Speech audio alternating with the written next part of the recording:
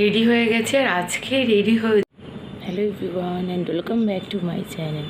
আপনারা সবাই কেমন আছেন? আশা করছি খুব ভালো আছেন আর আমিও ভীষণ ভালো আছি। আর এখন বাজছে 5:30, স্টার্ট করবো ওয়ার্কআউট।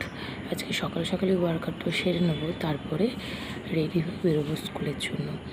তো বেশি কথা না বলে ওয়ার্কআউটটা ঝটপট স্টার্ট করে নিই, তারপরে তো রেডি হওয়া রয়েছে। এর মধ্যে আবার ঋষি উঠে পড়তে পারে, এখন যদিও ঋষি ঘুমাচ্ছে। তো ভাবলাম আজকে মর্নিংয়ে ব্লগটাকে স্টার্ট করে নিই, তারপরে নিজের কাজগুলো আর কি সারবো। সো যাই হোক, আপনারা ঝটপট ঘুম থেকে উঠে পড়ুন অ্যান্ড তার সঙ্গে একটু ওয়ার্কআউট করুন। মর্নিং ওয়ার্কআউটের কিন্তু একটা আলাদাই বেনিফিট রয়েছে। সো আমি এবার স্টার্ট করি আমার কাজগুলো। রেডি হয়ে গেছি আর আজকে রেডি হয়েছি দিদার একটা শাড়ি পরে। দিদা অনেকগুলো শাড়ি দিয়েছে, তো ভাবলাম যেহেতু এখন এক্সাম স্টার্ট হচ্ছে আজকে থেকে, তো আজকে থেকে একটু শাড়ি পরেই যাব। এতটা তো ব্যস্ততা থাকবে না, এক্সামের পর কপি চেকিং এসব কাজগুলো থাকবে, এত দৌড়াদৌড়ি থাকবে না ক্লাসের। তো শাড়িগুলো তো পরতে হবে, আজকে থেকে স্টার্ট করে দিলাম। কেমন লাগছে দিদার শাড়িটা পরে আমাকে অবশ্যই কিন্তু কমেন্ট করে জানাবেন। তো যাই হোক, আপাতত এখন বেরোই। ঋষিও ঘুম থেকে উঠে পড়েছে, নিচে খেলাধুলা করছে। এখন আমি রয়েছি ছাদের উপরে, আর ছাদের উপর থেকে সূর্য যখন অস্ত চলে গেছে তারপরের আকাশটাকে দেখতে কত সুন্দর লাগছে, জাস্ট দেখুন। হয়তো আপনারা অনেকেই ঘরের মধ্যে রয়েছেন, এই সুন্দর দৃশ্যটাকে উপভোগ করতে পারেননি। তো আমার ব্লগের থ্রু আপনাদের এই সুন্দর মুহূর্তটা কেমন লাগছে সেটা কিন্তু কমেন্ট করে জানাতে ভুলবেন না। তো আমি এখন এসেছি ছাদে ঘোরাঘুরি করতে না, ঠাকুরকে সন্ধ্যা দেখাতে। এই একগোছা ধান আর তার সঙ্গে আমাদের এই সুন্দর ঠাকুর ঘরে আপনাদের কেমন লাগে মাঝে মাঝে আমার ব্লগের থ্রু আসতে। সো যাই হোক, ঠাকুরকে সন্ধ্যেটা দেখিয়ে নিই, তারপরে নিচে গিয়ে আপনাদের সঙ্গে কথা আজকে হচ্ছে। তো সকালে ওয়ার্কআউট করেছিলাম, তাও মনে হলো বিকেলে একটু ওয়ার্কআউট করি, তাই ঠাকুরকে সন্ধ্যা দেখিয়ে আসার পর আবার স্টার্ট করলাম ইভিনিং ওয়ার্কআউট। এই যে সকালে তো আপনাদেরকে ঋষিকে দেখাতে পারিনি, নলটা তোমার জ্বালায় একদম বন্ধ করে রেখে দিয়েছি আমরা, পার্মানেন্ট বন্ধ।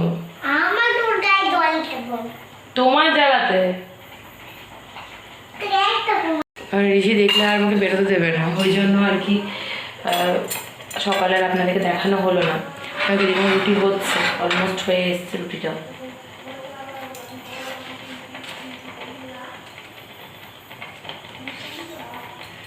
আগে ঋষি রুটি হয়ে গেছে, ফুটছে, তরকারি টরকারি সব গরম কমপ্লিট।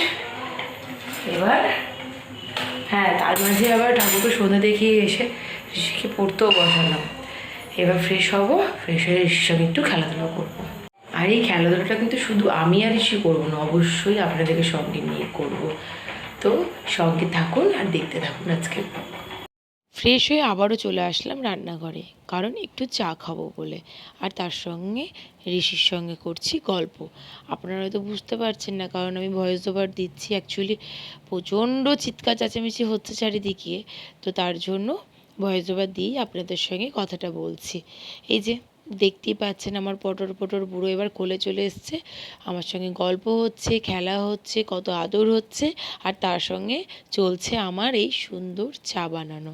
যাই হোক, চাটা খাবো, খাওয়ার পর কিন্তু আপনাদেরকে যেটা বললাম সন্ধ্যের সময় আমি আর ঋষি খেলাধুলো করব, সেই খেলা কিন্তু করব। তবে কি খেলা করব সেটা ঋষি অলরেডি সিলেক্ট করে রেখেছে, শুধু আপনাদের সঙ্গে শেয়ার করার পালা।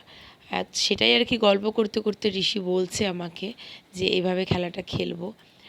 তো চলুন আর দেরি না করে আমার আর ঋষির খেলার জায়গায় আপনাদেরকে নিয়ে যাই, চলুন। আমরা কিন্তু আমাদের খেলার আসরে চলে এসেছি, আর যে খেলাটা খেলছি সেই খেলাটার নাম বলবো না তা তো হয় না। ঋষি এই খেলাটার নাম দিয়েছে, অ্যাকচুয়ালি আমি নই, নাম দিয়েছে গড়াগড়ি খেলা। তো আমরা এখন খেলছি গড়াগড়ি খেলা ম্যাপ ওইটুতে। আপনাদের কেমন লাগছে আমাদের খেলাটা, তার সঙ্গে ঋষির দেওয়া এই কিউট নেমটা অবশ্যই জানাবেন কেমন লাগলো ঋষির দেওয়া এই নাম। আর তার সঙ্গে আজকের ব্লগটাকে কিন্তু আমরা এখানেই এন্ড করছি, আমার আর ঋষির খেলা দিয়ে। সো দেখা হচ্ছে কালকে নিউ ব্লগের সঙ্গে। সবাই খুব ভালো থাকবেন, সুস্থ থাকবেন, আর অবশ্যই আমাদের ব্লগ ফলো করুন। কেমন লাগছে জানান, ভালো লাগলে অনেক অনেক শেয়ার করুন। আর যারা আমার নিউ ভিউয়ার্স তাদেরকে বলবো ঝটপট আমার ফ্যামিলি মেম্বার্স হয়ে যাও। তার জন্য চ্যানেলটাকে সাবস্ক্রাইব করে পাশে বেল আইকনটা ক্লিক করে দাও। সো আজকের মতন গুড নাইট অ্যান্ড সুইট